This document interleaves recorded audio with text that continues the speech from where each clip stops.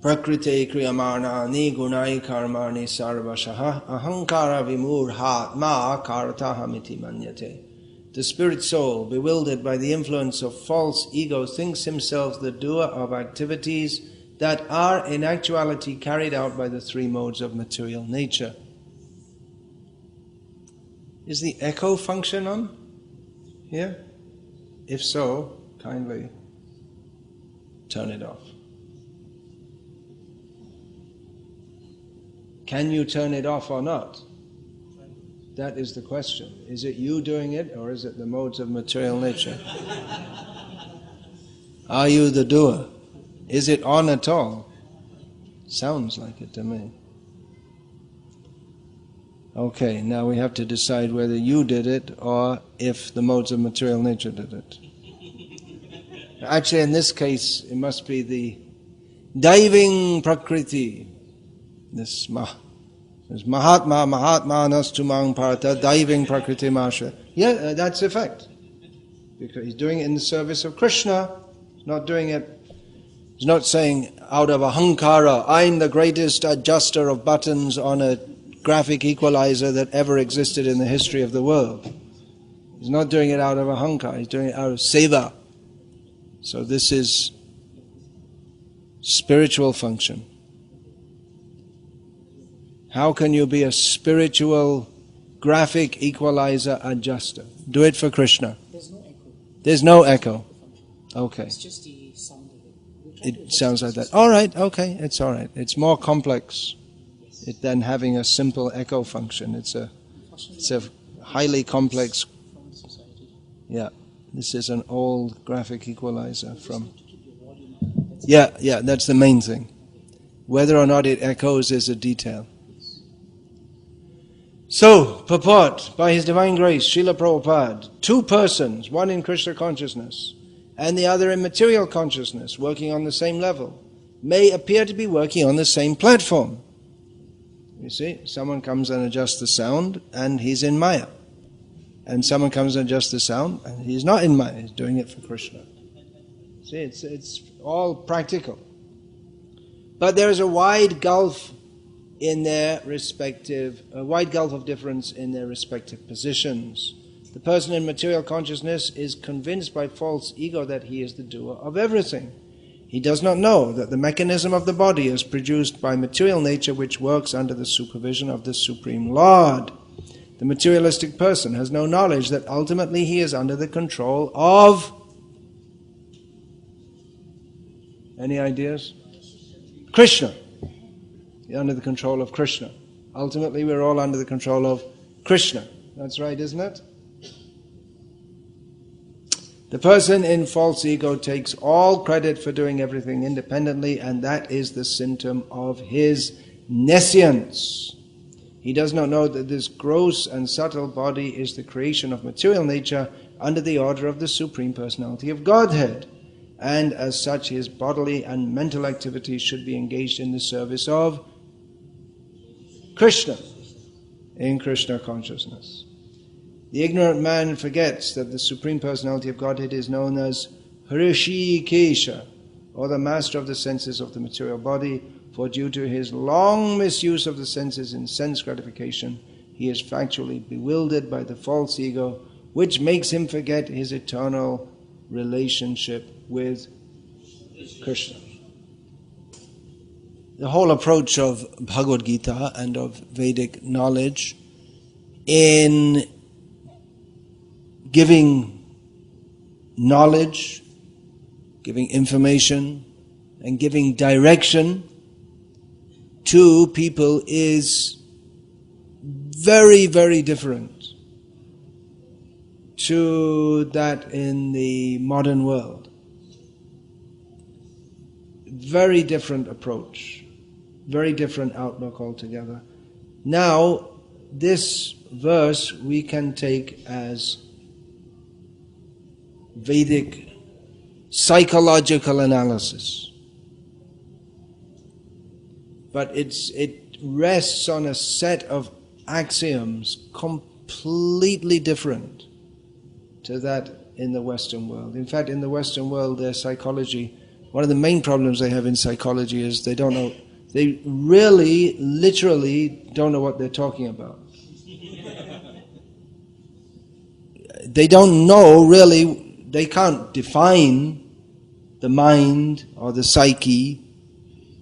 And there are different theories, there are completely different theories about how people think the way they do and act the way they do, and they're quite bewildered at the present time why nice, ordinary people in America, from time to time, some of them get a gun and go and shoot a whole bunch of people dead. They have to come up with a new theory for that one. Fortunately for them in America, when they were just being shamed in front of the whole world, one girl in Delhi got gang raped, and that took all the attention away from it. But it doesn't mean that there aren't serious It suggests that if this is a repeating pattern, that it's a nation of many seriously psychologically disturbed people. So the Vedic knowledge is quite clear, and what is called knowledge in the Western world, and which is advertised all over the world as being actually knowledge, it's all speculation, and really they don't know what they're talking about. And even admit they don't know what they're talking about, because they say, well, one of their axioms in so-called knowledge is that, well, we can never really know what we're talking about, because we can never be sure of anything. And whatever we know, probably someone's going to come along with another theory and change everything we're talking about.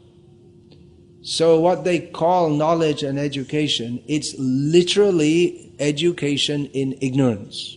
It's guesswork.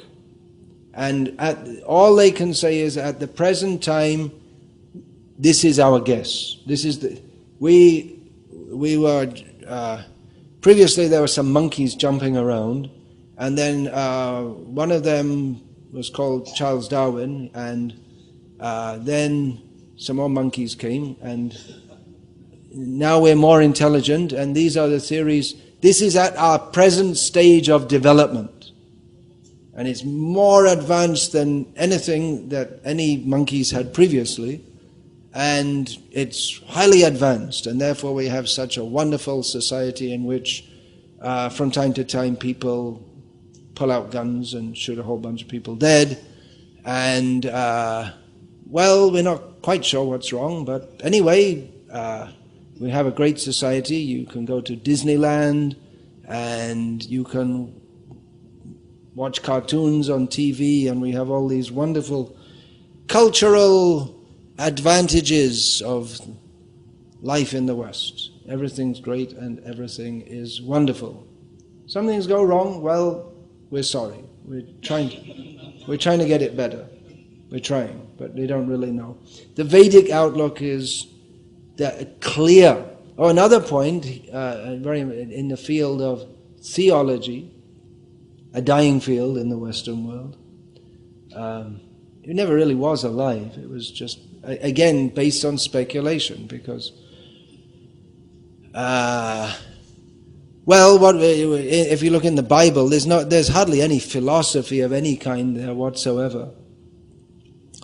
There's no clear knowledge, and it says there's God, and He's some kind of nasty guy who throws you in hell if you don't believe in Him. And Jesus said a few nice things like, blessed are the meek, for they shall inherit the kingdom of God. He didn't give much definition of what meek means, or what the kingdom of God is, or what it means to inherit it, but it all sounds rather nice, but there's no clear knowledge. And so the very first knowledge in Bhagavad Gita, distinguishing spirit from matter, what is the nature of the soul, after 2,000 years of speculation in Christian theology, they don't know what the soul is. And I happen to know that because I read in the Veda base, there was a report of a conference between some ISKCON scholars and big scholars of Christianity, Christians, not scholars of Christianity. They may have been scholars of Christianity, but they were committed Christians. And from America and from England, big peers, Oxford University, Harvard University, all big people. And the subject of the conference is, what is the nature of the soul? And the Christians had to say, well, we don't know. That's all they could say. Whereas from Bhagavad Gita, it's very clear. We have a very clear understanding of what the soul is. And they don't know the most basic thing. And that's why they have these bizarre ideas that, well, when Jesus comes, he's going to come again. When's he coming again? Next week, isn't it? Oh, no, or was it last week? It couldn't have been last week because he didn't come. Well, anyway, it's just shortly in the future.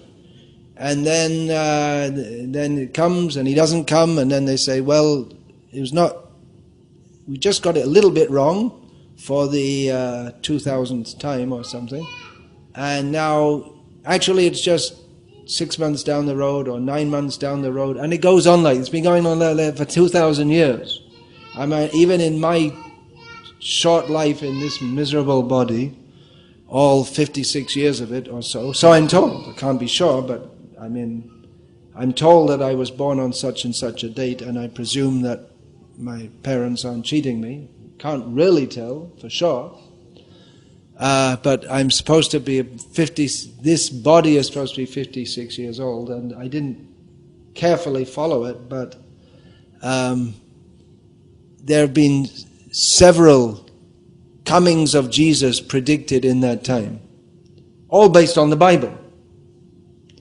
So their idea is that when he comes, there'll be a day of judgment, and almost everyone will be thrown into hell forever because Jesus loves you. And then those who were fortunate enough to choose the right church or get born in the right church, because there's no intelligent way you can understand what's the right one. Actually, they're all wrong, that's why. Then they get saved. So and then what happens? Your body, which is already eaten by worms, they bury it. They don't.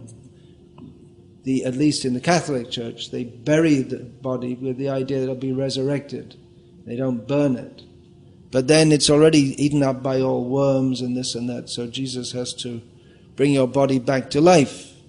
So they have the idea that the body is the person. There's serious theological problems with this. And also with the idea that you get revived, but then your mother gets revived, and then your daughter gets revived, and they all want you to be the age that they want you to be, but you want to be another age. And maybe your enemy gets revived also, if they're a good Christian. What about that? And then you all go to heaven and you eat roast beef and all nice things, and you go on with life.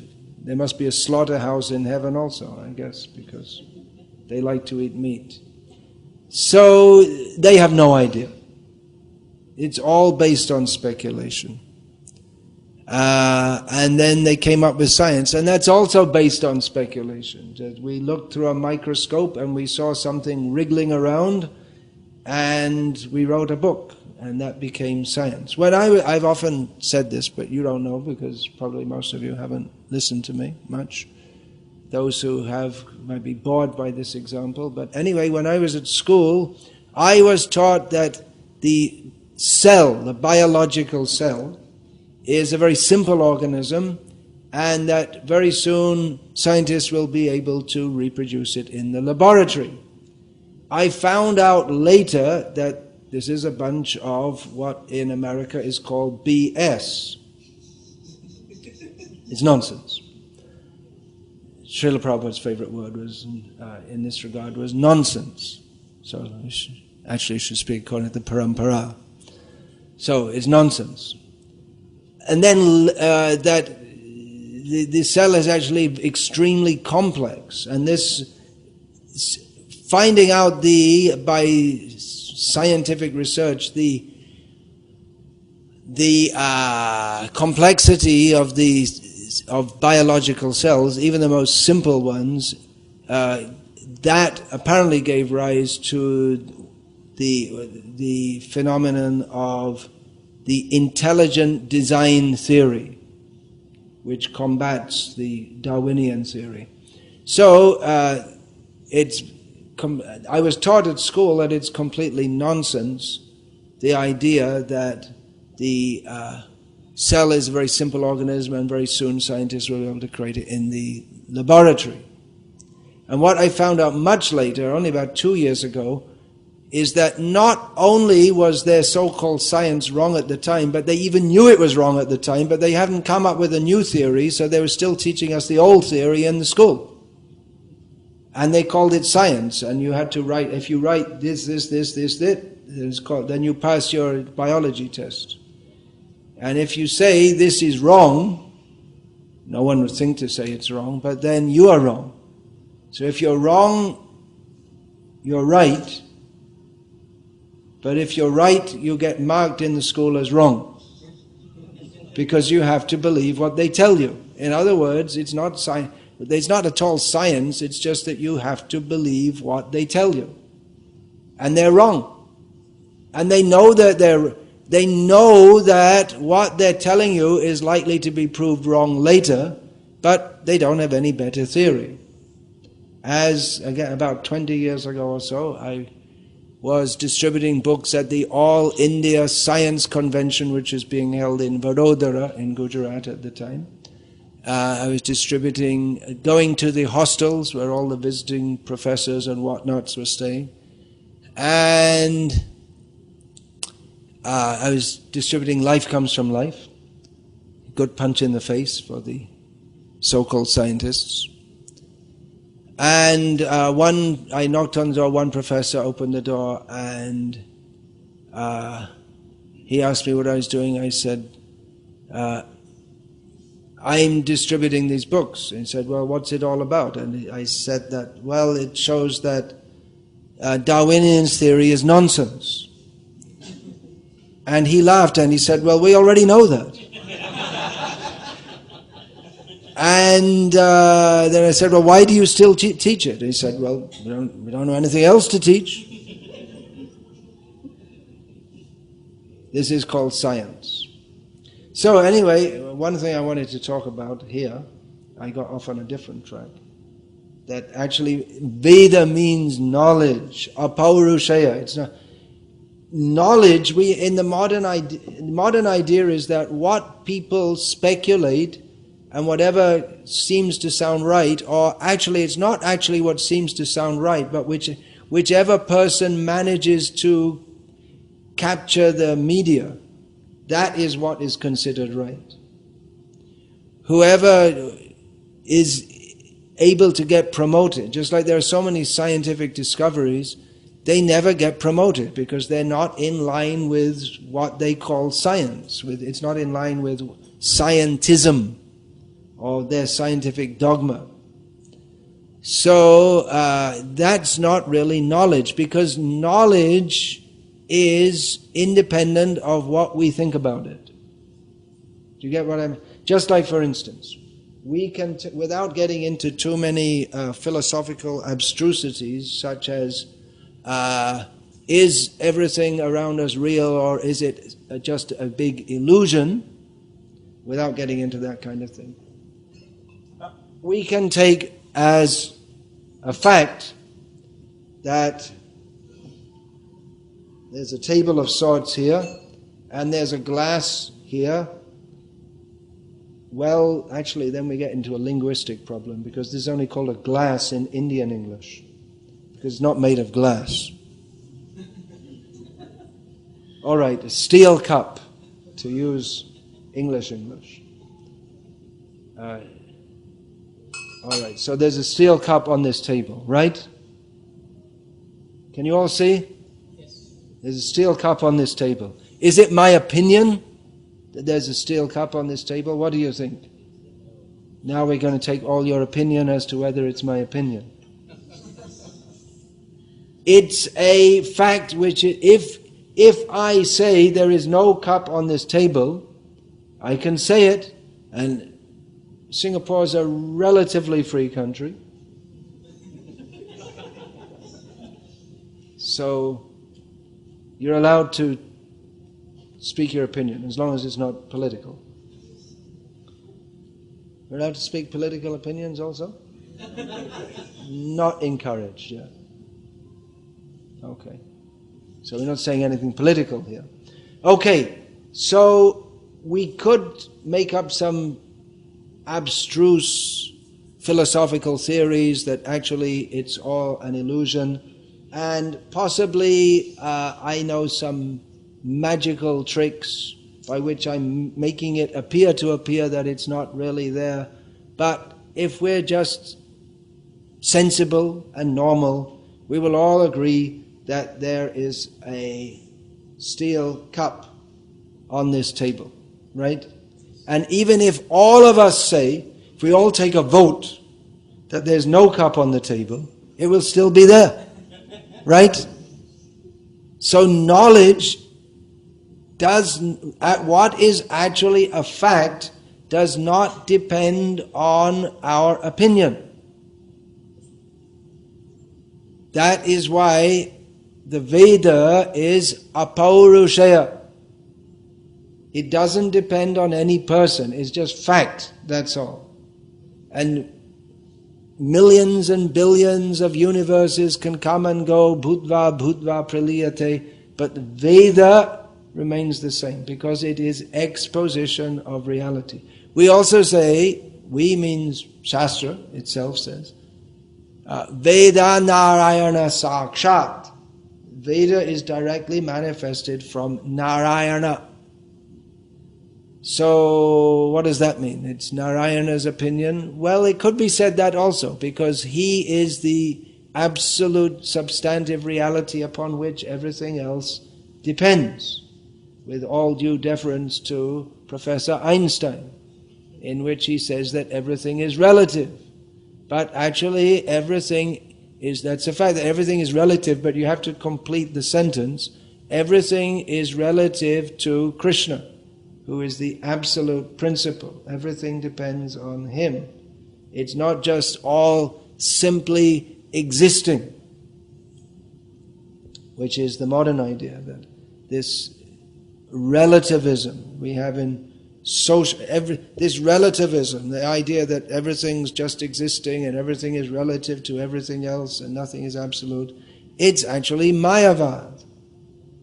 And that comes into the social sphere, that, well, everyone's all equal and everything's all the same and everyone can have their own opinion unless you live in Singapore, which is now that's very interesting. If you live in Singapore, there's not so much freedom. There's this non-conformity is not encouraged. Why is that? Well, you could say it's largely due to the influence of Chinese culture, you could say, which is and actually all cultures all over the world previously, they circumscribed different norms for how people should behave. But in the modern idea, there's this modern idea of freedom.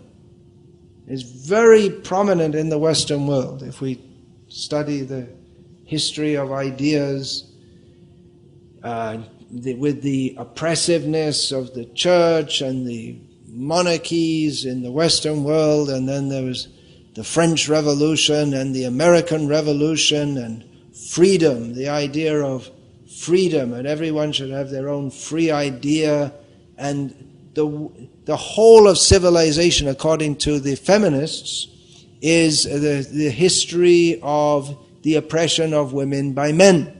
And so now we have to turn the tables upside down, and the men should be oppressed by the women. It's called equal rights. So everyone's free, and you have the freedom to pursue your dream and do what you like, but it's all a bluff, you know. People are not You're born into a certain kind of society which has certain rules and certain values, and we're conditioned by them. Well, where's the freedom? You may say, well, I would like someone sitting in England thinking it's a free country. I'm free, so I would like to go to Singapore. It's not free, you have to pay. How is it free? If you don't have the money, you can't go. So how you... free is two-way. Freedom of thought and freedom of... Actually, we're going like this, but nowadays it's all in a credit card, right? The money is just something you pay the taxi driver with. Otherwise, it's all... Money is just some mental construct. But if you have enough of it in your so-called bank balance, you can go to Singapore from England. If you don't, you can't. And if you want to go, then you have to work. And if you have to work, you have to follow the orders of the boss. You can't say, well, okay, now you're employed to clean the toilets. Okay, but I'm a free person, I don't want to do it. And the employer will say, okay, I'm a free person too, I'm not going to pay you. So how are you free? You may say, well, I want to clean the toilets in an innovative way. What's the innovative way? Call the fire brigade and tell them the toilet's on fire. Have them spray the whole toilet. Again, you might be locked up, and then you really won't be free. You can think as freely as you like within your four walls of a cell. So this whole idea, you're free, and they keep on telling you you're free, you're free, you're free. But that's also that's an imposition on your freedom to tell you that you're free. What if you don't want to be free? And you're not free not to go to school. They force you to go to school and get taught all kinds of things which they think are good for you to learn. Although, fortunately, the Free Society was free enough to allow Srila Prabhupada to come and confirm to us what we always suspected, although we didn't know how to put the thought clearly, that the so-called school is actually a slaughterhouse for our actual needs. So we find it an extremely confused society in which people think that they are free, but at the same time they are controlled by petty desires. They're told, you should become great, but what great? Everyone is pursuing, the whole society is pursuing the same desire as the cats and the dogs, which is ahara nidraha bhaya, and especially maithun. Everyone is, in the name of freedom, they have free sex, pornography. And then where is the freedom? Because we're a slave of our desires. So, Srila Prabhupada, he spoke out on many, many issues. He wasn't just speaking in a traditional way about Shastra, but he applied the knowledge of Shastra to all areas of human thought, social life, everything. And while the different professors and the so self-appointed experts who are writing so many books on how to live in the modern world, and Srila Prabhupada just said, just a bunch of cats and dogs, that's all. All their big Nobel Prizes and going to functions and clapping each other as being great research scholars. And Prabhupada just saw cats and dogs, that's all. Polished cats and dogs, that's all. Because what are they interested in? Ahara nidra bhaya maithun. They didn't come to the human platform, atato brahma jignasa. We should inquire into the ultimate nature of reality. Now we have the human form of life, ahara nidra bhayamaitun, eating, sleeping, mating and defending. That will go on, but that is not the essence of our life. Simply to make complex arrangements for eating, sleeping and mating and defending. Singaporeans are very proud of being Singaporeans, but Singapore is, after all, a complex, unnecessarily complex arrangement for eating, sleeping, mating and defending. And there are other things also, just like Taekwondo, which is also just to maintain the body so that you can eat, sleep, mate and defend. And you can also watch movies which show other people eating, sleeping, mating and defending. And that's all it is, because there's no quest to understand what is beyond this life of simply getting born, growing up, passing stool, passing semen, having children, growing old, pretending you're not old, wishing you weren't old, actually being old, getting older, and dying. And that people think this is it. They don't think, that is the problem. They don't think, they just, something goes on. Some neurons are moving around. It's something, some electrical impulses are going. But no one thinks. And the whole society, because there's just total emphasis on eating, sleeping, mating and defending, or they call it progress. How to in more complex, unnecessarily complex ways eat, sleep, mate and defend. Because there's this so much emphasis on this, the natural tendency in human life to rise above that, to think, why am I suffering? What is the root cause? Nowadays, if people think, well, I'm suffering, they think, I have to see a psychologist who messes you up more with whatever his particular speculation of psychology might be. And because people, they think there is nothing beyond simply what goes on in the mind. And the whole society, they're very proud, we have such an advanced society and we know everything, what's going. We have solutions for you. If you have problems, you see the psychologist, he'll give you some pill or give you some therapy. Of course, you have to pay for it. It's not free. You have to go and work, which drives you more crazy. So you can get some money to go and see the psychiatrist, who is also doing his job, and he gets money from you. And his eating, sleeping and mating and defending is to somehow or other try to get you to be content with a life in which there's nothing but eating, sleeping and mating and defending. But that's the whole thing. You shouldn't be content. People are discontent. There's all facilities. Singapore, perfect arrangement for working, eating, sleeping, mating, defending, working, eating, sleeping, mating, working, and this is life. And there's leisure activities and all.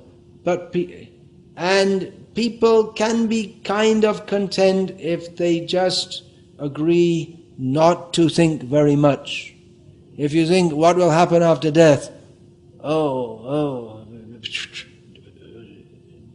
Don't allow such people to come to Singapore.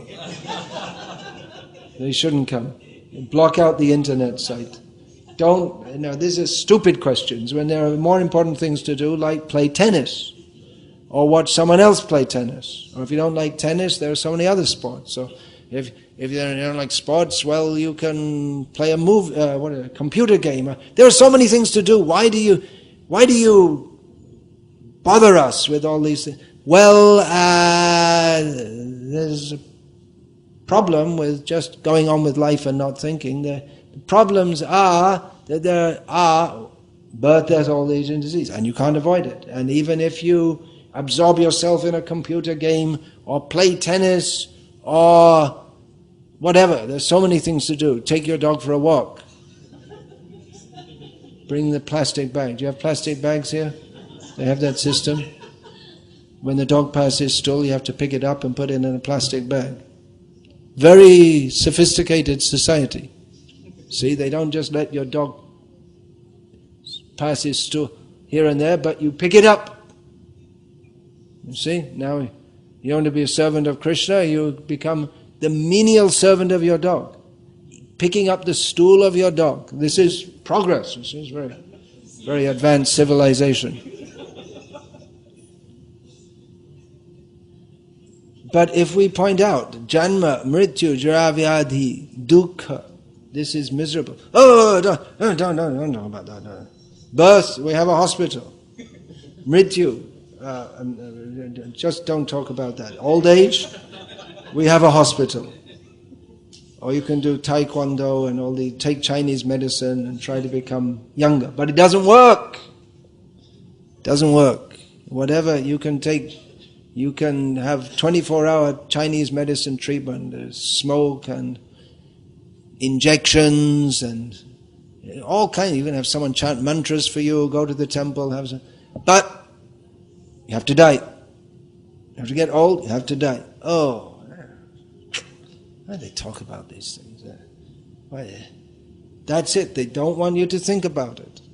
But these are the real facts. You go to school, you go to college, go to university, they'll teach you so many things. They never discuss, or even if they discuss, there might be still in some university somewhere in the world, there might be a philosophy class open somewhere. But they teach you, this is Hindu belief. In Bhagavad Gita, Hindu belief that you die. It's not a Hindu belief. It's just like there is a cup on the table. It's not a belief, it's a fact. So it is a fact that we all have to die. So, well, we know, we have to die, but have a good time now. You fool! Only the body dies. Next life, you have to become a worm in the stool of the dog that you so love. Oh, I don't think we should teach this in our schools. If we teach this in the school, then no one will want to work hard in our factories. Oh, edit it out. It's a Hindu belief. According to Hindu belief, everyone dies. Okay. All right, they can believe it if they like. Hindu belief, you get born again. Okay, if they want to believe it, they can. Meanwhile, we're going to watch Tom and Jerry on the television. You see, in Tom and Jerry, the cat gets crushed, blown up, kicked in the face, but goes on living. Next. So, they're just showing you that you can, but it's all cartoon land. Fantasy land. They're living in a dream, thinking we are free, we are independent. Our society is so advanced. So, Krishna here has a name for such people. They're called ahankara vimurha. They're completely bewildered by egoism. Thinking, I am independent from Krishna. Well, that's just your Hindu belief.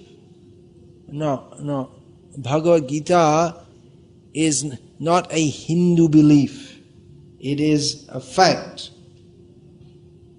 Just as it is a fact that this cup is on the table, it is a fact that we all suffer in this material world. We all suffer birth, death, old age and disease. We all suffer chintama parimayam cha. We are all suffering from unlimited anxieties because of thinking that I am the doer in this world. I am independent. So this Chinese culture, it's quite interesting actually, how you're not independent. You're not independent, but at the same time, there's no transcendental understanding. There's no spiritual understanding. There's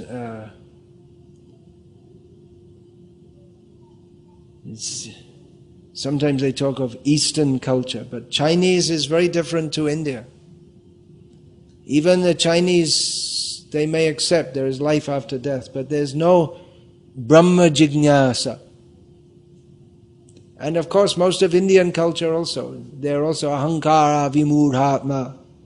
It's only when we come to this Brahma Jignasa, that the real purpose of human life, there's any possibility of fulfilling it.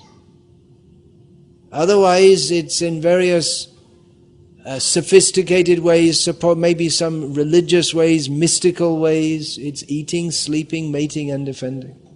Even we'll find in the Bhagavad Gita refers to the Vedavada Rata, who they accept there is life after death, but they think, well, if there's life after death, I want to go to Swarga and enjoy. We'll have very nice eating, sleeping, mating and defending in Swarga. There's such fools. Even they know that we have to get born again, but they think, well, I'll do some sacrifices and I'll get born in a better situation so I can enjoy life more. They're so committed to bodily enjoyment, mundane enjoyment. So, this knowledge of Bhagavad Gita is revolutionary. It's supposed to give us the knowledge by which we can actually become free. People are thinking, I'm free, I'm doing what I like.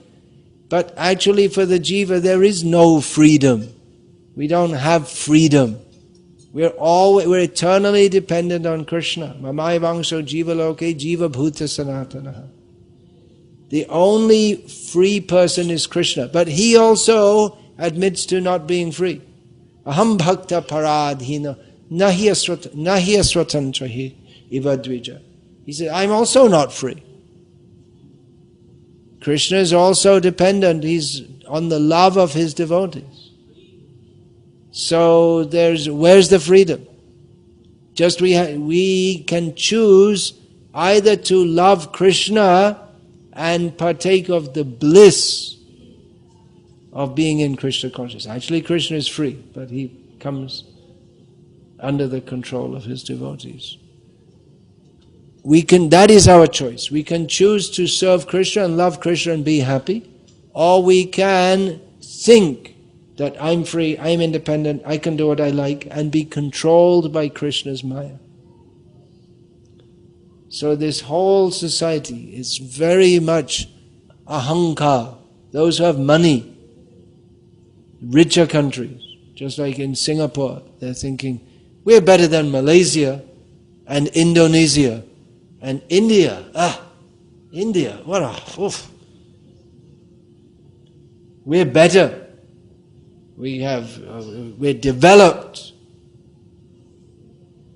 And in America, people think, America, there's no question, our society is the best. We have so much money and so much freedom, but where is the freedom? Everyone is a slave of their material desires. The whole society runs on making people slaves of their material desires. So this Bhagavad Gita is a call to exercise our real freedom. Arjuna wanted to be free by his own definition. I won't fight Krishna. He thought that was being free, but Krishna told him, you fight on my order. That is you can choose. If you choose not to fight, then anyway being impelled by the modes of material nature, you'll be forced to act according to your nature. So we can choose to serve Krishna or not serve Krishna. And if we serve Krishna, then we come to actually happy life. And if not, then we may think we're free, but we're only thinking we're free because we are told that we're free. That's all. You have but where's the freedom? We're trained to think in certain ways, there's social pressure to think and act in certain ways. Where is the freedom? So there are some thoughts how we can apply Bhagavad Gita. We shouldn't think it's a Hindu scripture, or that this is only for Indians. But Krishna consciousness is the original consciousness of the jiva. It's meant for every living being. In human life, we are, we have the opportunity to develop that consciousness. So actually, our movement, it's very good that it's having some success among people from Hindu background in the beginning of the 21st century. But the real success would be that not only people who culturally identify with Bhagavad Gita, but those who don't will accept it. Then that means that our preaching will be successful, because preaching means to give knowledge. And Bhagavad Gita is knowledge, it's not Hindu knowledge. There's no such thing as Hindu knowledge. Just like there's no such thing as Hindu mathematics. Of course they'll say like that, Vedic mathematics, but whether a Hindu says it or not, 2 plus 2 equals 4. And whether a Hindu says it or not, 2 plus 2 does not equal 5. So this is knowledge. These are facts. If it's not a fact, then we're wasting our time being here, or it's just some sentimental gathering.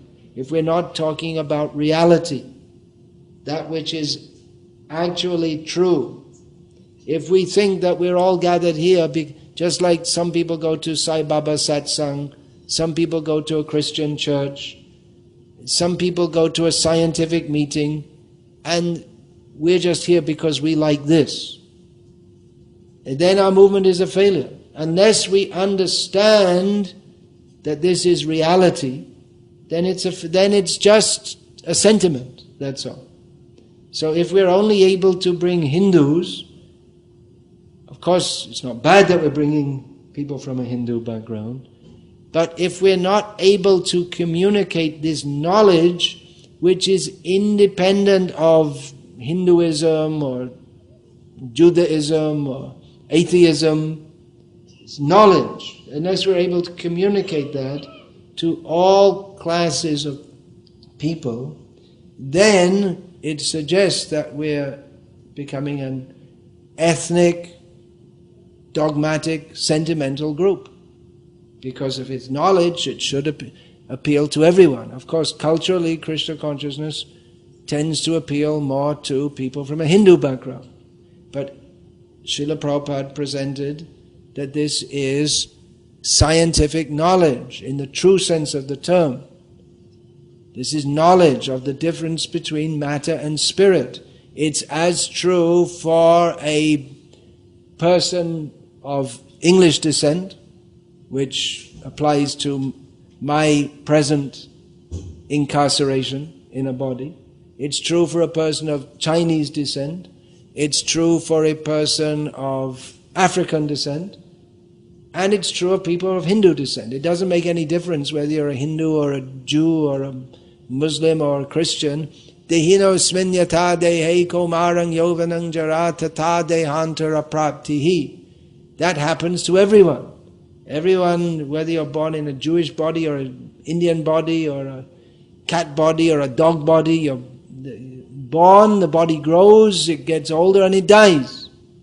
So this is knowledge. And then the next thing, tata die,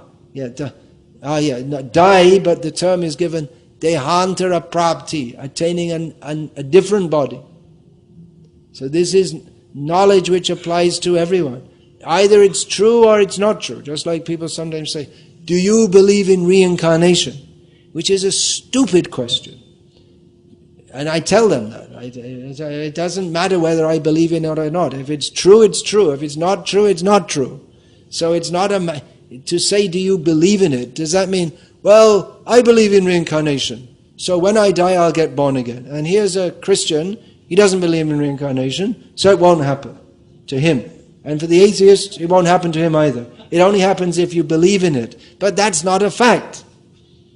Reality is independent of our opinion. So this is knowledge. In Bhagavad Gita, Krishna doesn't say to Arjuna, now I'm going to speak to you some Hindu fairy stories to make you feel happy because you're suffering from a crisis, a psychological crisis that you don't want to kill Bhishma and company. So I'll tell you some nice religious stories to make you feel good. He doesn't say this. He says, what is that? Jnanam teham savijnanam idam vakshame sheshataha yajgyatva neha bhuyo nyajgyatavyam avashishyate. I will now speak to you all the knowledge that you need to know. All the scientific knowledge that you need to know, so that you will not need to know anything else. Everything is there. So this is not true only for Arjuna, it's true for everyone. And we should be able to present that to everyone.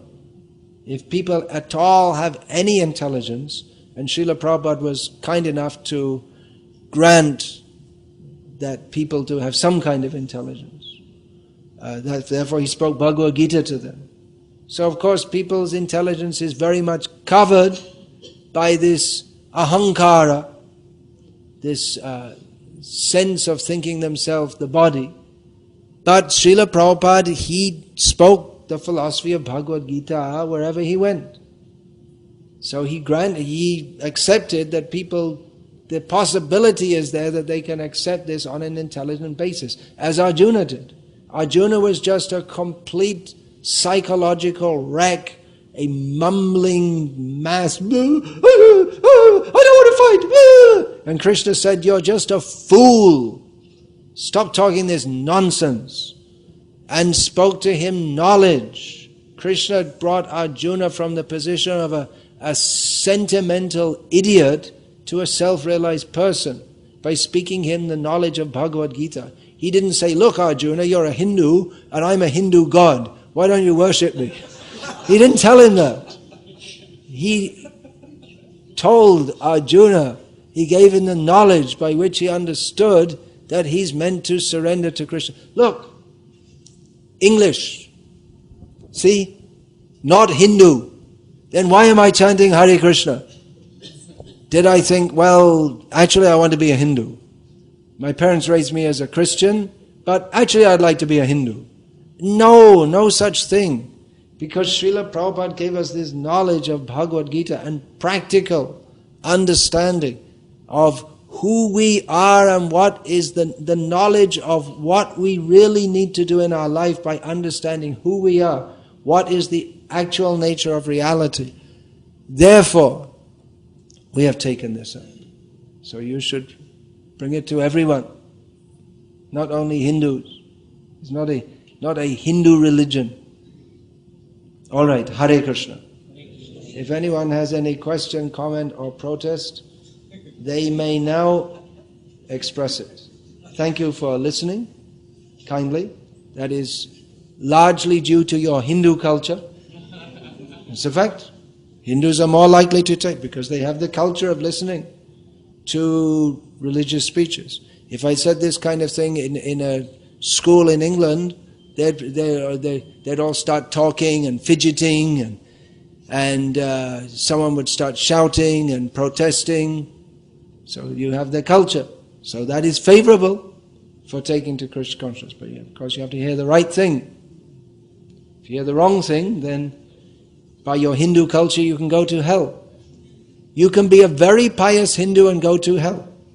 Just like here, we're doing puja, arati, chanting, and everyone's on the path back to Godhead. You can do the same thing, puja, arati, chanting, and go to hell. You just go to Puttaparthi, do the same thing, and you'll go to hell. They're worshipping Sai Baba. So their Hindu piety is being misdirected. So just to be a pious Hindu, it's a good start. But unless you get the right direction, your piety can take you to hell. So knowledge is required. And knowledge means Krishna gives us that knowledge by which we can understand and discriminate. It's not just a matter of knowledge. Fill your brain up with all information. But do your Bhakti Shastri course. But one should be able to understand and discriminate between what is sat and what is asat, what is factual and what is not. Hare Krishna. Okay, now it's time for the Comments, questions, protests? If there are any. Hare Krishna. Thank you very much for the nice. Yes, everyone always says that. It's a ritual. It's become a ritual. Thank you very much for the wonderful class. In fact, I might just say it myself at the end of the class.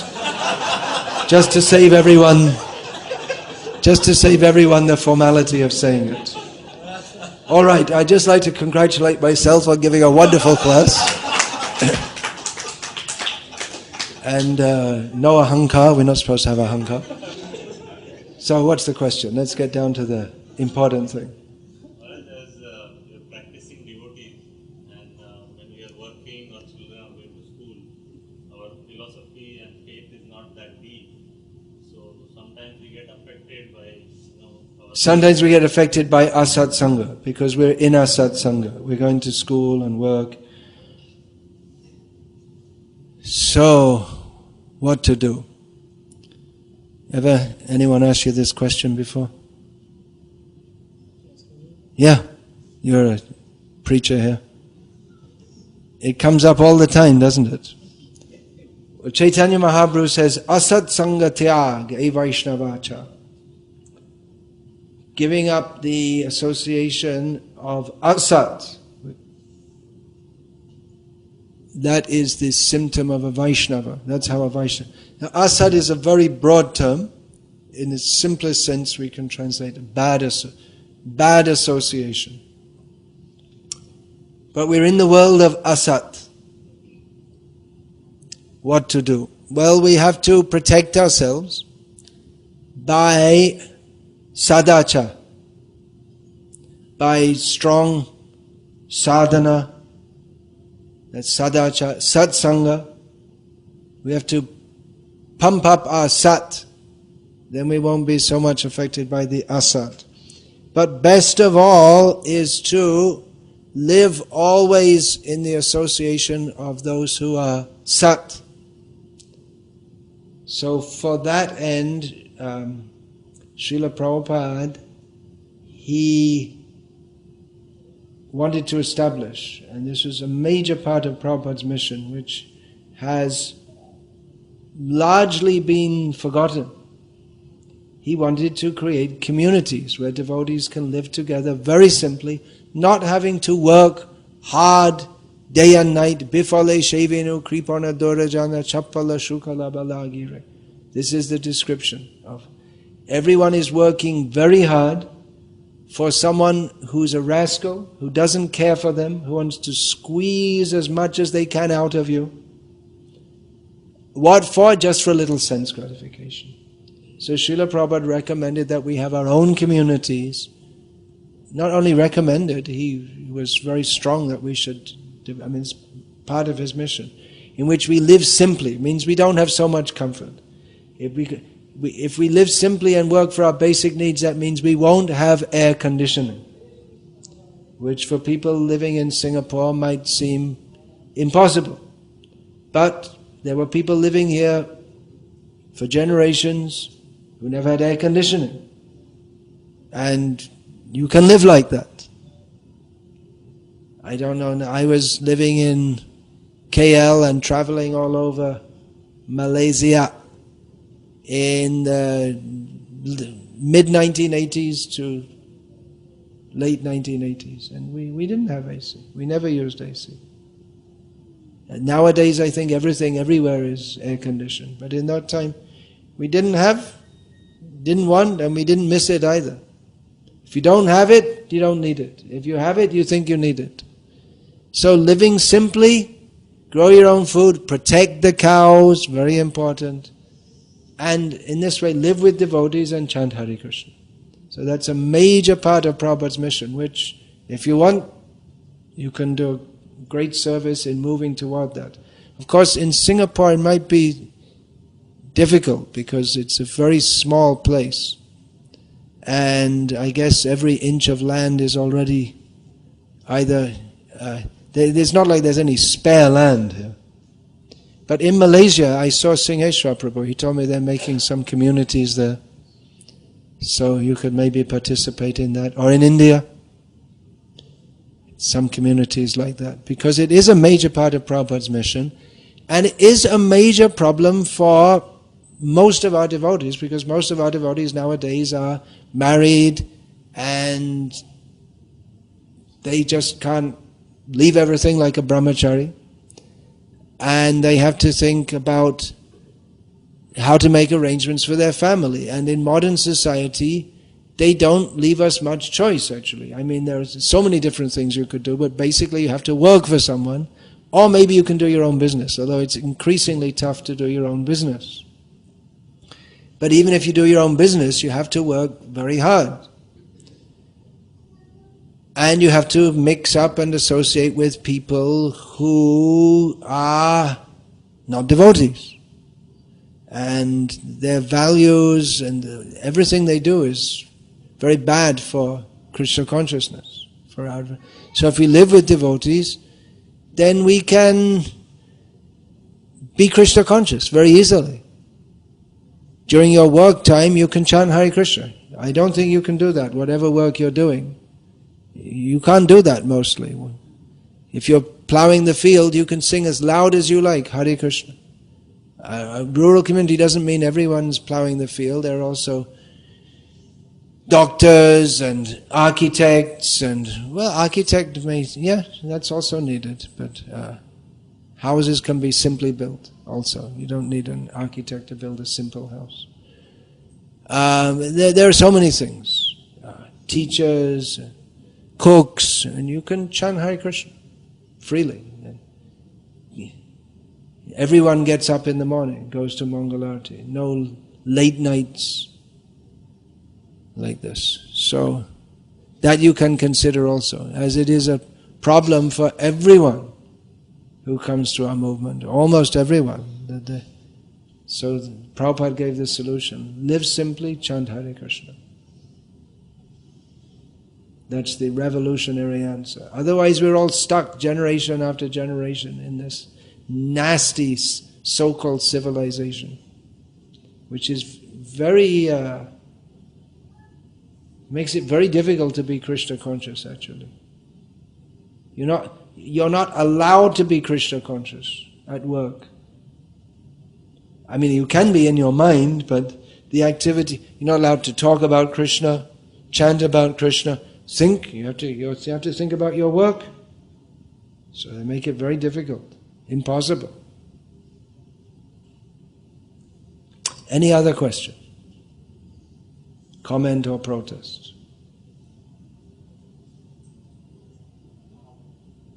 Holiness, you have contributed many ways to our society, especially through your books. And anybody who is associated to our society definitely will come across your small book, Beginner's Guide. I'm sure that in early stage it helps a lot. Do we have another mic? Otherwise I have to paraphrase all of this. All right, then I'll just... I can come forward. Yeah, I can maybe read. yeah. Speak loudly, but... Julius yourself is a prolific writer, and I think still at the back they won't hear you. So just speak and I'll paraphrase it all. Yourself has contributed by your books, and recently I was saying about the small booklet, Beginner's Guide. Anybody comes to ISKCON society, it has,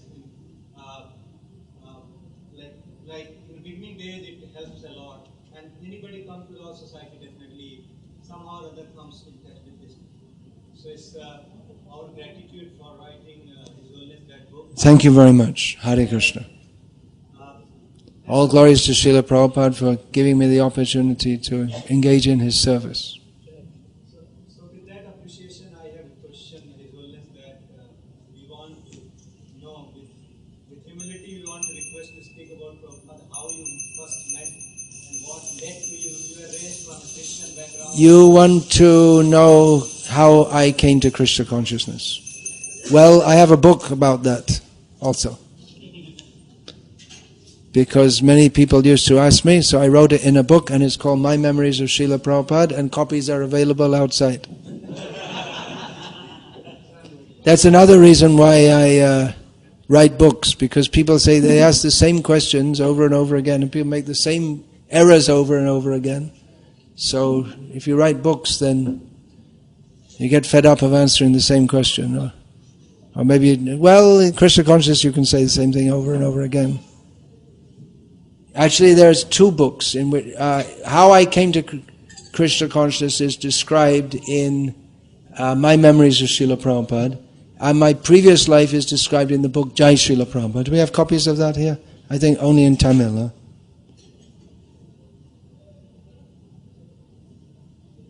But I don't write very much about it. I just say that in my previous life I was a dog, now I'm Prabhupada's dog. That's all. You don't need to know anything about my life previous. It would be not very uplifting to hear about it. The only thing, if you heard about it, you could understand how great is Prabhupada. That's all. Not that I was extremely bad, just normal. Normal means degraded in the Western world. Confused, then normal. Confused, degraded. Nothing special. That's all. I wasn't a boxing champion. I guess you can see that by looking at my body. Just some, normal ahankara vimudhatma. All glories to Srila Prabhupada. There's no need. What is there? What is there to talk of? How I was eating, sleeping, mating, defending.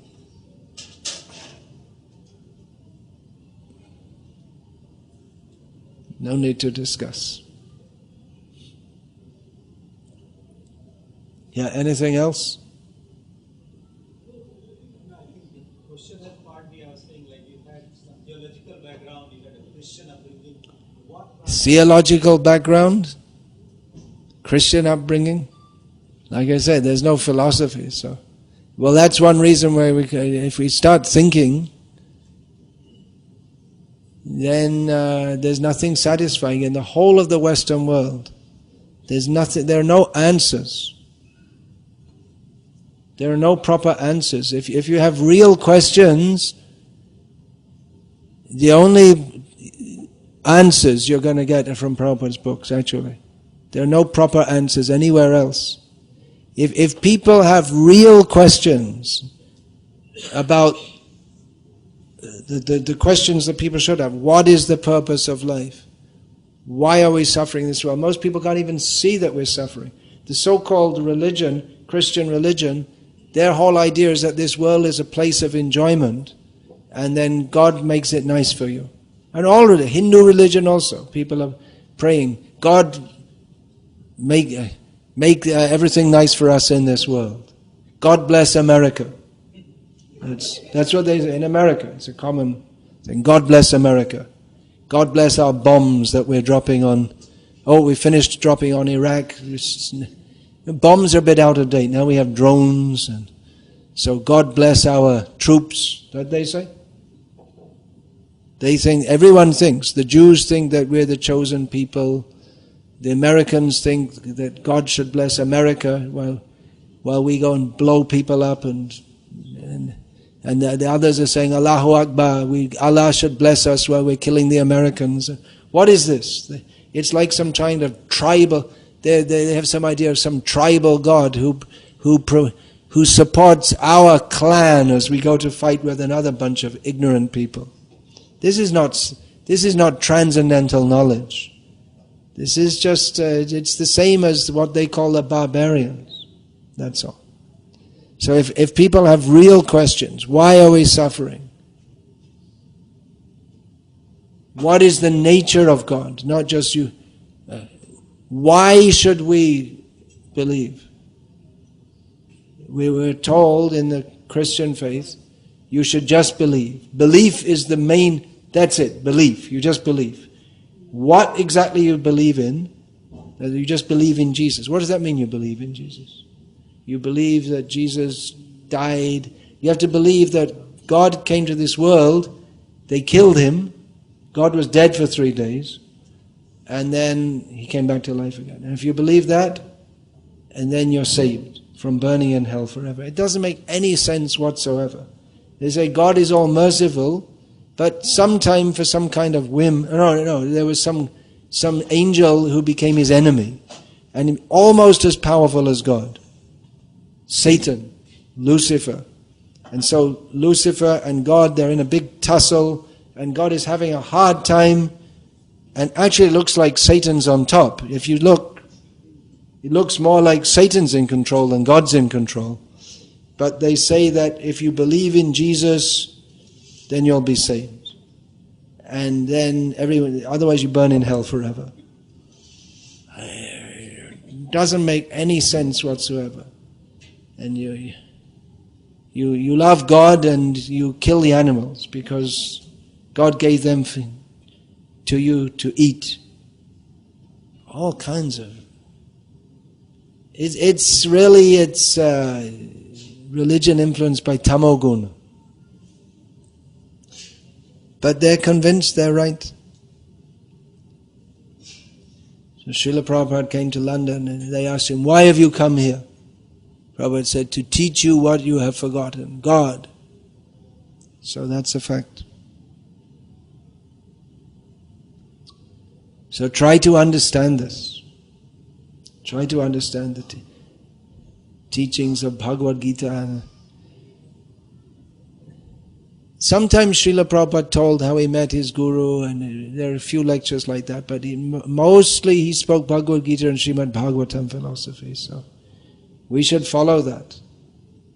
Not just this story, that story. Let's follow Prabhupada's example.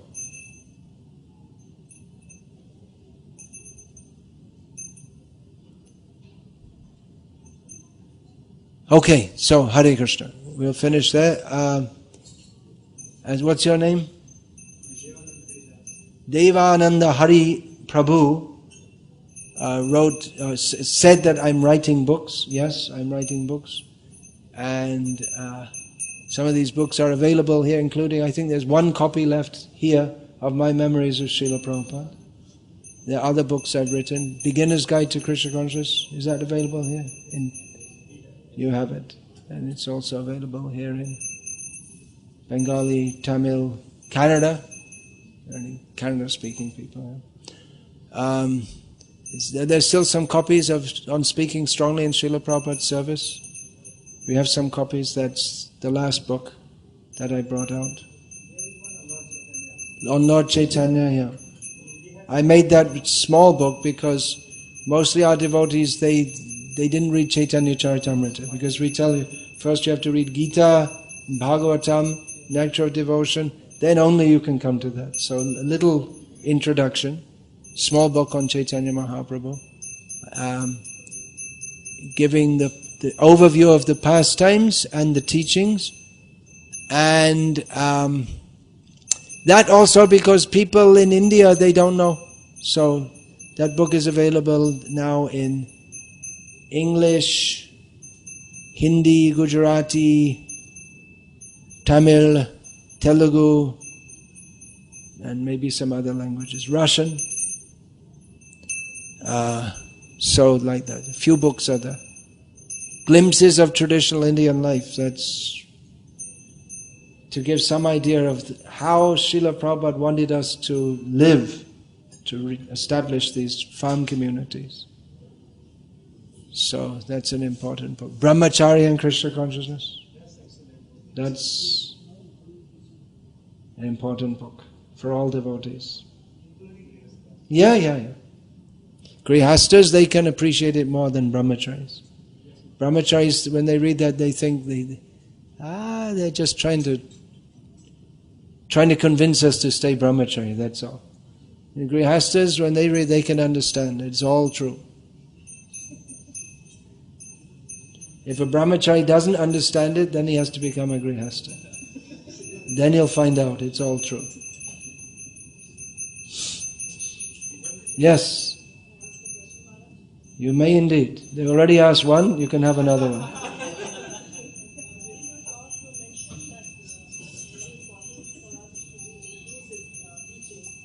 I can't hear because someone is having their cell phone going off.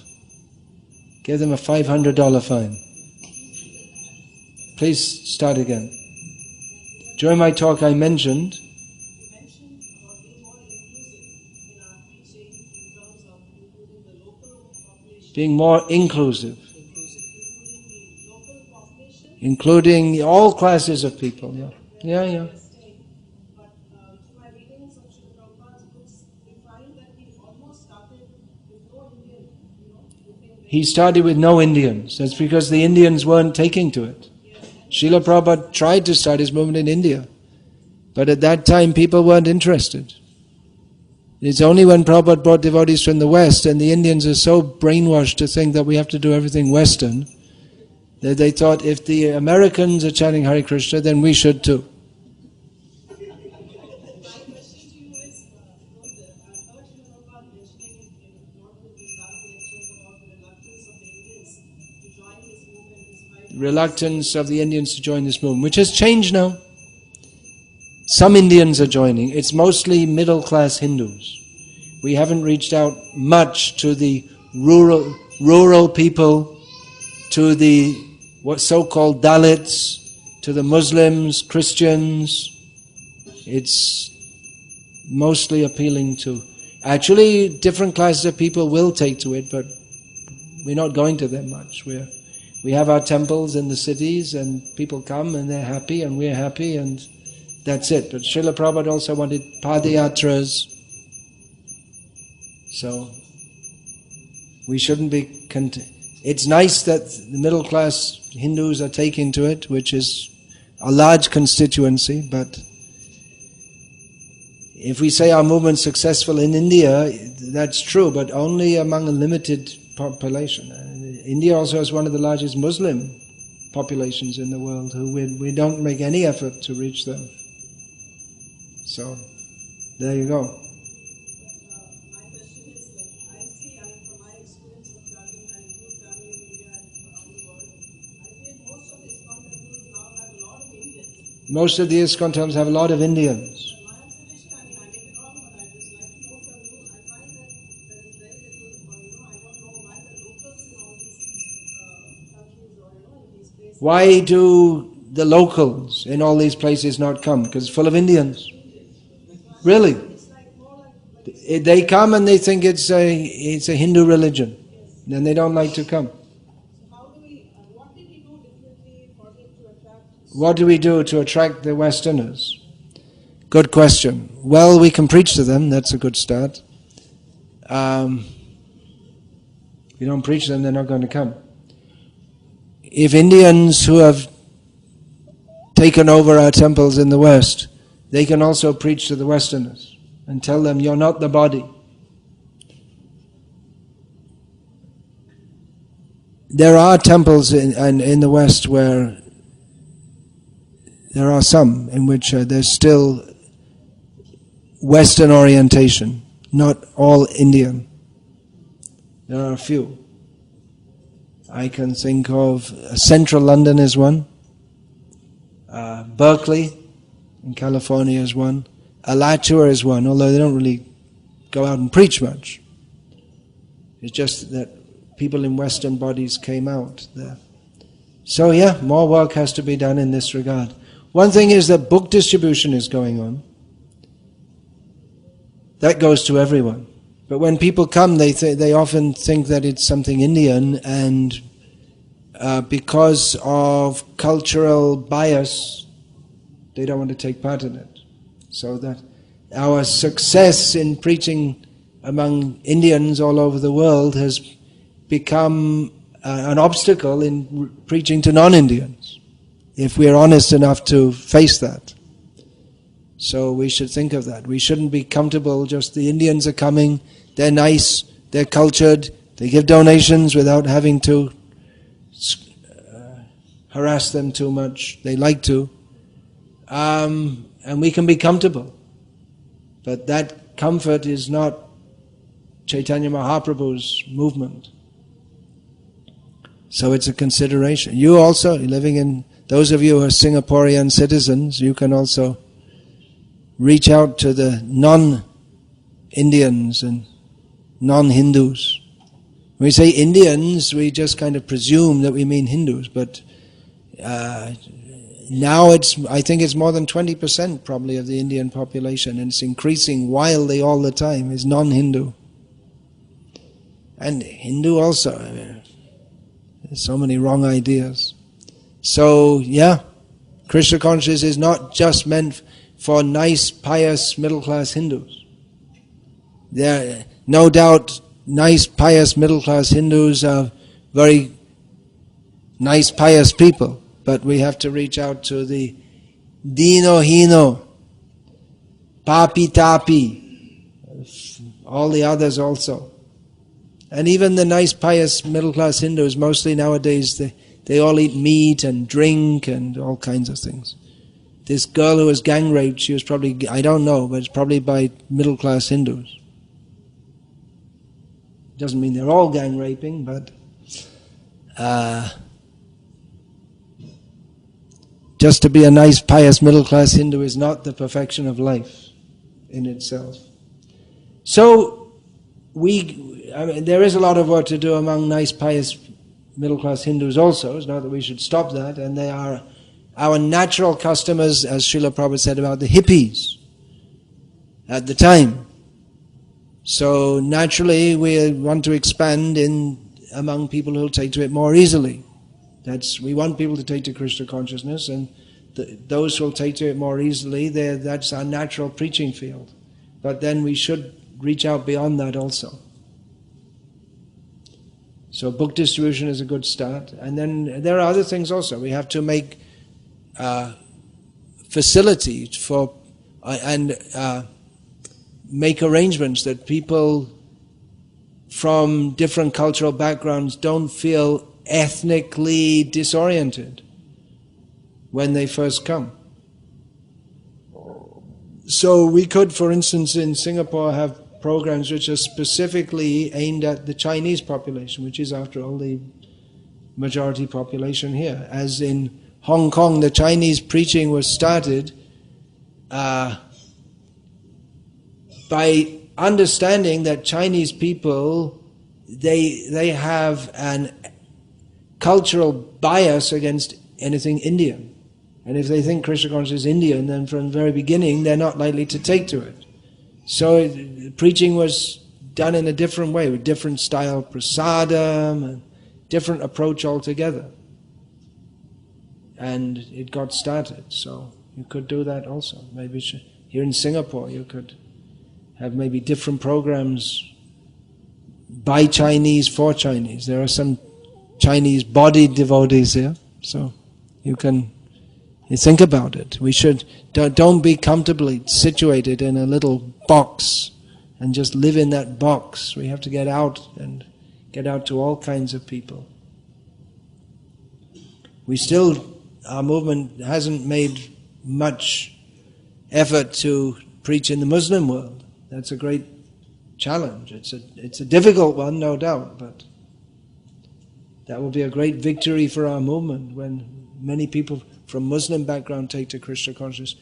In Russia, many people from Muslim backgrounds, and Kazakhstan, but so that's good. But it's one reason they're coming is because they're not such Pakka Muslims. They're not so orthodox. They're more open to different ideas. So that's a great challenge to preach among Muslims also. There's the internet.